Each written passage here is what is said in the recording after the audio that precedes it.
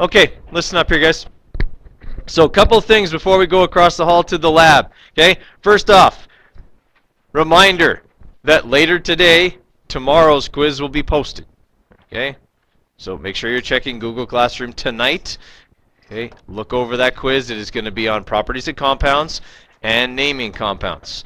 All right, probably like 6 naming questions and then maybe like 4 on properties of compounds. Question?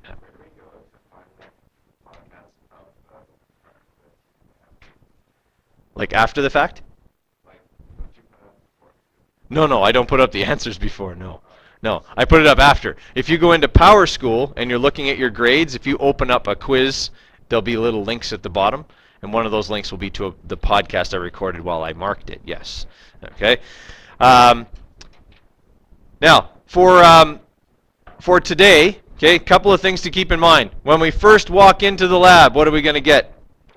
Okay, goggles, and if you want one, a lab coat. Okay, I'm just quickly having a look at all of our footwear here. No one's got anything where their feet are exposed, right? No one's wearing flip-flops or anything. Good. Okay, recommendation, if you got long hair, okay, please tie it back. All right, if you got a hair tie somewhere, you may need to go get it. All right, the danger is, of course, you lean forward and it gets in something. Yeah, if you get your hair in the acid, it curls up, and not a nice curl, okay? It's like a raggedy, ugly curl. And smoking, yeah, generally not good, okay?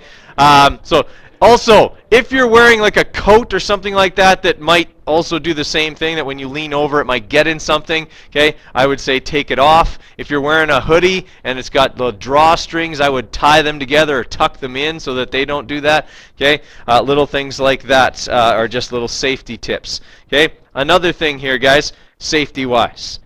If there is any horseplay in the lab, okay, any fooling around of any kind, okay, you're done. Okay, you'll be removed from the lab. Are we clear on that? Okay, and you only get one chance on that. All right, I don't give warnings on that. You either are going to be well behaved and safe and not endanger anyone else, or you'll be out of there.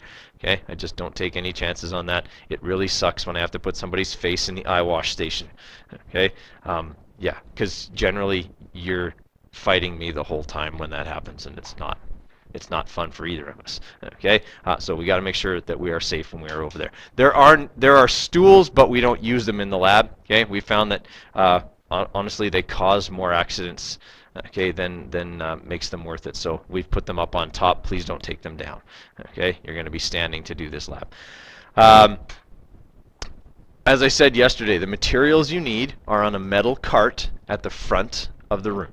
Okay, so your conductivity testers are there, your pH paper, your depression plates, and your wash bottles are all on that front cart. Send one member of your group up to get them. You don't need to send all 4 of you. Okay, it'll just be a gong show up front if that's the case. Once you have the depression plate, again, send one member of your group up to get all of the samples. If you want to come up after to do the wafting test of a couple of them, one at a time, that is also fine. I just don't want a really big crowd up front because then inevitably somebody gets tripped. Okay. Also, please make sure that whatever utensil, okay, be it a lab scoop or an eyedropper that is in a sample, is only used in that sample. Okay, I cannot stress that enough. If you take the scopula from one sample and you use it in another, you've contaminated that sample. Okay, now everyone's results are going to be off, including yours, and that's not going to be good for the lab either. So please make sure that if you can't remember where you got it from, okay, if you take it out, you put it in, and you go, oh, I don't remember which one I just did, just tell me, okay, and I can clean that off, and then we'll be okay after that, okay? All right, just to avoid any of that. Don't be embarrassed. Just say, Mr. Cutter, I can't remember where I got this from. No big deal. Okay, we'll just get another one, or we'll clean it off. Part of your observations. Substance B, okay, unknown sample B, is a crystalline solid under normal conditions, but I have already dissolved it in water. Okay, so you're going to need to write that down right now. I don't see anyone doing that. Okay, sample B is already in solution. It is normally a white crystalline solid.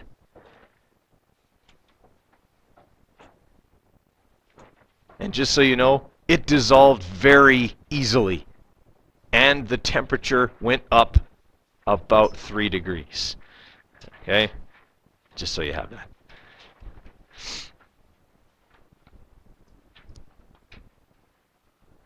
Okay? So, when you take sample B, fill your depression about 3/4 of the way full with that one. All the others, it's 1/3. Okay? For sample B, because I've already done the solubility part for you, go straight to 3/4 for sample B. Okay? Now, because you did your procedures yesterday on the Chromebooks, obviously unless you printed them out last night at home, you don't have a paper copy of your procedure. But you can access it through your phone. Okay, so I would suggest that that is what you do while you are over in the lab. Okay, is you have your procedure called up on your phone. Okay, so that you can follow the steps you made up yesterday. Everybody clear on that one? It's probably best that way because inevitably people seem to get paper wet over there anyway. All right, make sure you got something though to record your observations on while we're over there. Okay, that you will need. Okay, so take at least one sheet of paper over there, make a quick chart, and you can copy those results over into the chart in your lab report later. Are there any questions before we go over to the lab? Okay, we will be in the lab for the next 50 minutes, 50 minutes. We need to get the lab done in that amount of time. That shouldn't be a problem. Okay, then we'll come back over, then we'll clean up, and we'll come back over here, and I'll talk quickly about the analysis, conclusion, and evaluation parts of your lab report. All right? Okay, doors are both open, so let's head straight across. All right, just a couple of quick things here to remind you about. Okay, when you're filling in your analysis chart here, okay, and that's really all there is for analysis, please remember, identify it as ionic molecular. There's one test that tells you that unequivocally. Okay, and remember, in here I'm looking for which compound was it from your list of materials. All right, now, sometimes confusion here. What's paraffin? What's a more common name for that? Candle wax. Paraffin is candle wax. Okay, so you know what that one is. Okay, ethanol. Okay, that's alcohol. All right, that's okay. The rest of them, there, you know, ionic compounds. Kind of got to go with those. Ammonium nitrate, guys. Okay, ammonium nitrate is the stuff that is used in those little cold packs. If you've ever gotten a sports injury, you know, and you pop the little bubble inside, and the water goes in, and then it gets cold. That's what's in there. Hint, hint. Ammonium nitrate is what's used in cold packs. Okay, so that might give you a little hint as to which one of your items it was. Okay, if you can't figure it out from your data, you can always double check with mine. There might be one or two little things that are different with my data from yours that might help you, something maybe you missed. Adam. Yeah, you don't have to because it's in your template already. Yeah, I know it says, but this is from before when I didn't give them out before and people had to make their own actually by hand. Okay? All right, for the conclusion, remember, we want you to restate your hypothesis, explain why you can accept or reject it. Remember, a conclusion should be relatively long. Okay, you can copy and paste your hypothesis, but you got to have a good explanation. Okay, evaluation. Sources of error in the lab, and how could you fix them? So were there any things that gave you trouble, made the lab difficult, okay, things like that? How do you fix those things? You need at least 2. The bare minimum is 2. Okay, so I would say probably 3 is better.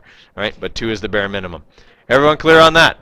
Okay, the lab report is due February 25th. That's the Wednesday after we get back. Okay, so you've got lots of time to get this lab report done.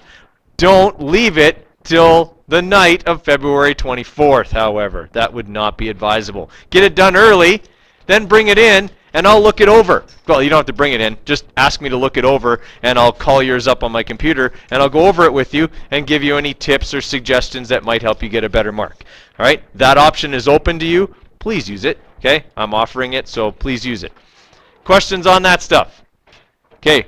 Reminder of your quiz tomorrow. Make sure you check Google Classroom for that. By the end of the day, it'll be up. Question, Devin? Oh, don't worry about it. Yeah. All right.